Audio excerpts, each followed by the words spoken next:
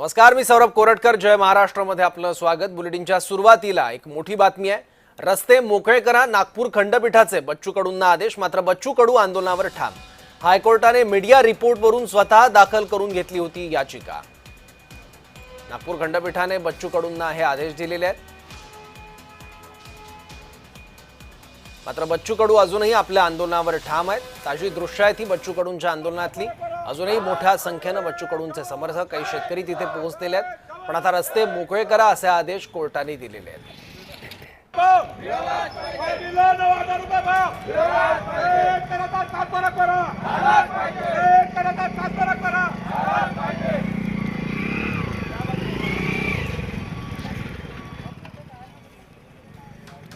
बच्चू कडूंचं आंदोलन अजूनही सुरूच आहे. कोर्टाने रस्ते मोकळे करण्याचे आदेश दिलेले आहेत बच्चू कडू यांना. पण बच्चू कडू आपल्या भूमिकेवर अजूनही ठाम आहेत आणि आंदोलन अजूनही नागपुरात सुरू आहे. ट्रॅक्टर मोर्चा काल बच्चू कडूंचा नागपुरात धडकला, तेव्हापासून बच्चू कडूंचं हे आंदोलन सुरू आहे. त्याचबरोबर शेतकऱ्यांना नुकसान भरपाई मिळणे ही आमची प्राथमिकता असल्याचं मुख्यमंत्री फडणवीसांनी म्हटलंय. तसंच कोणी हिंसाचार करू नये असं आवाहन देखील फडणवीसांनी केलं. आणखी माहिती घेऊ आपले प्रतिनिधी तेजस मोहतोरेकडून. तेजस, काय चित्र आहे आता? सध्याच्या घडीला जर बघितलं असेल तर आंदोलन जो आहे तो आक्रमक होताना दिसत आहे. ज्या पद्धतीने कोर्टाने ज्या फटकारलेलं आहे आंदोलकांना, की म्हटलं की ज्या पद्धतीने पब्लिक प्रॉपर्टीच्या कुठेही नुकसान होऊ नये, त्यासोबत जर बघितलं तर कालपासून हा आंदोलन सुरू आहे. आणि आंदोलन सुरू असताना कुठेतरी सर्व सामान्य माणसांना जो आहे तो इथं त्रास सहन करावा लागत आहे. त्यासोबत जर बघितलं असेल तर संपूर्ण यामध्ये कोर्टाने म्हणले की या 6 वाजतापर्यंत जे आहे आंदोलकांनी जे हल्ली करावी, रस्ते मोकळे करावे, जेणेकरून सर्वसामान्य माणसाला आणि इथल्या आंदोलन सुद्धा त्या ठिकाणी बघितलं असेल तर आजूबाजू कॉलेजेस आहेत, कॉलेजेसांना सुट्टी देण्यात आली आहे. त्यासोबत जर बघितलं कॅन्सर हॉस्पिटल इथे जवळ आहे, त्या हॉस्पिटलच्या रुग्णांना इथं त्रास सहन करावा लागत आहे. या सगळ्या गोष्टीला घेऊन जे आहे ते कोर्टाने फटकारल्याने या संदर्भात जे आहे ते आदेश सुद्धा काढलेले आहेत.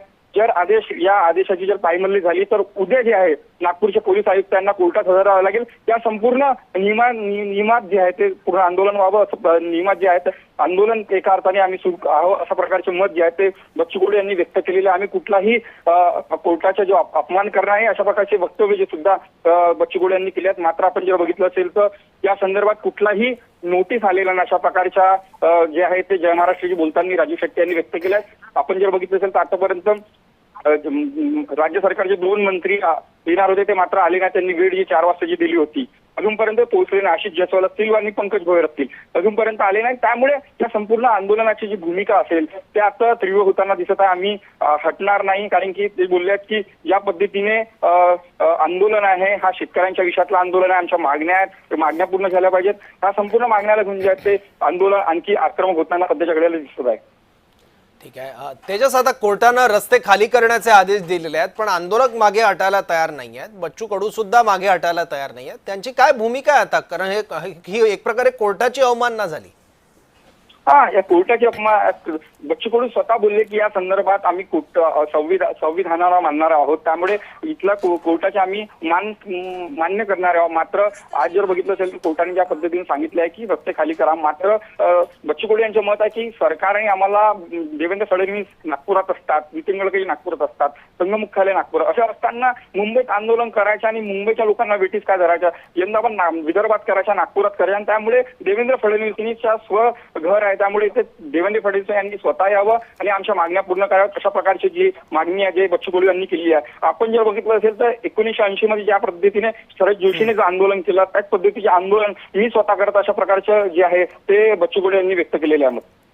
ठीक आहे तेजस, आता काय चित्र दिसतंय? शेतकऱ्यांची, आंदोलकांची संख्या आणखी वाढत जाताना दिसतंय का? कारण रस्त्यावरच ठिय्या मांडलेला दिसतोय आणि संख्या देखील मोठी दिसते शेतकऱ्यांची. संख्या वाढत आहे. भंडारा असेल, गोंदिया असेल, चंद्रपूर असेल, वर्धा असेल, आसपासचे जिल्ह्यात नागपूरच्या लगतचे संपूर्ण जे आहेत ते कार्यकर्ते मोठ्या संख्येने येत आहेत. आणि बच्चू कडू यांनी आव्हान केलंय की अशा प्रकारे जर आम्हाला एकंदरीतच कोर्टाचे आदेश दाखवून आम्हाला जर धमकत असेल सरकार, तर आम्ही जिल्ह्यात आंदोलन करू, जिल्ह्यात आम्ही पेटून उठू अशा प्रकारचे आव्हान सुद्धा त्यांनी सरकारला केलेले आहेत. आता जर बघितलं असेल तर पोलीस प्रशासनातले काही अधिकारी आले आहेत, बच्चू कडू त्यांच्याशी बातचीत करत आहेत.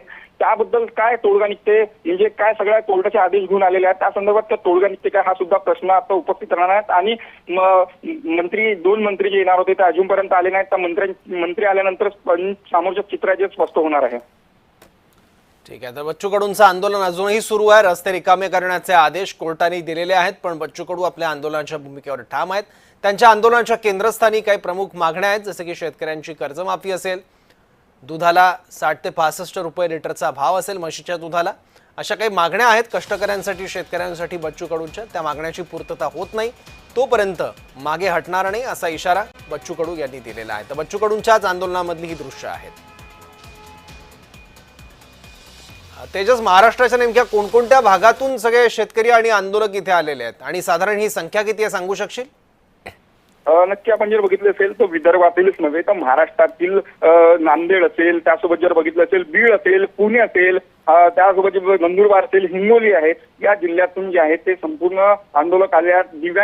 दिव्यांगांची संख्या जास्त आहे, विधवा महिला त्यांची संख्या जास्त आहे. मगाशी बातचीत करताना जय महाराष्ट्राची बातचीत करताना काही महिला होते, ते महिला ज्या आहेत ते पुण्यातल्या महिला होत्या, काही साताऱ्यातल्या होत्या. अशा प्रकारचे आपण जर बघितलं असेल तर महाराष्ट्रातील इतर जिल्ह्यातील सुद्धा जे आहेत ते आंदोलक या ठिकाणी आलेले आहेत. आणि त्यांनी सुद्धा या ठिकाणी बघितलं असेल तर या ठिकाणी ऑक्सिजन पार्क आहे, त्या ऑक्सिजन पार्क मध्ये सुद्धा ठिय्या केलेला आहे. आंदोलनाच्या स्थळाच्या बाजूलाच हा ऑक्सिजन पार्क आहे, त्या ठिकाणी गर्दी केली आहे. त्यासोबतच जर बघितलं असेल तर या ठिकाणी हॉस्पिटल्स आहेत, हॉटेल्स आहेत, या ठिकाणी सुद्धा ज्या काही आंदोलक आहेत ते वास्तव्याला आहेत. त्यामुळे आंदोलनाची जी आहे तीव्रता ते लक्षात घेता जे बघितलं असेल तर पोलिसांनी जे नागपूर शहरामध्ये सुद्धा बंदोबस्त वाढवलेला आहे. कारण आपण जर बघितलं असेल तर बच्चू कडू यांनी आव्हान केलं आहे की हा संघभूमी आणि आम्ही संघात जाऊ आणि संघाच्या वरिष्ठ जे आहेत प्रचारक असतील त्यांना सांगू की ज्या प्रकारे सरकार वागत आहे, सरकारचे वागणं चुकीचे आहे, त्यामुळे तुम्ही त्याला बुद्धी द्या, अशा प्रकारे जे आहे ते बच्चू कडू यांनी मत व्यक्त केलं आहे. त्यामुळे आपण बघितलं असेल तर महाराष्ट्रातील इतर जिल्ह्यातील सुद्धा आंदोलक मोठ्या संख्येनं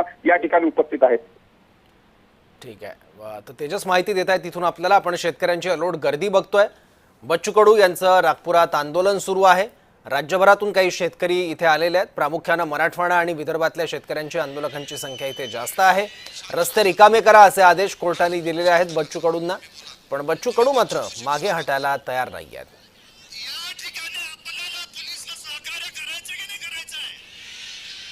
त्यामुळे आता नेमकं काय घडतंय बघावं लागेल, कारण रस्ते मोकळे करा असे आदेश नागपूर खंडपीठाने बच्चू कडूंना दिलेले आहेत.